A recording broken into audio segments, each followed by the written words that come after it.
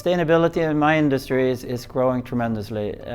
Being an investment manager in a European context, that is pretty much all our clients talk about. And there's so many issues involved, just defining the area, what we would include in it. And in the financial industry right now, there's also a lot of issues regarding how do you measure sustainability. We don't quite have the metrics, but I can tell you one thing, and that is the demand from the client is just growing, so we will have to adapt.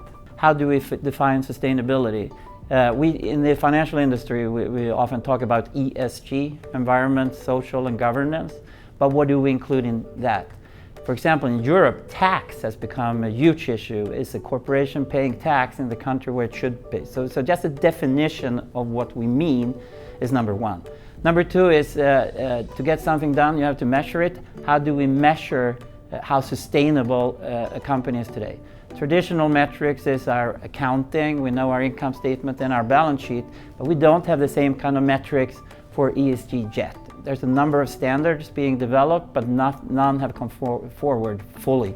So it's hard for us to measure and follow up. But I think the biggest thing we can do, as being an example, as an owner to a lot of companies, given I run an investment fund, is telling the companies that we as an owner think that these issues are really, really important for this company and for this company's long-term success.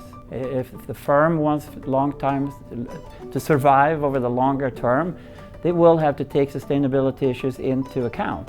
And it's not just risks we're talking about, it's also a lot of possibilities.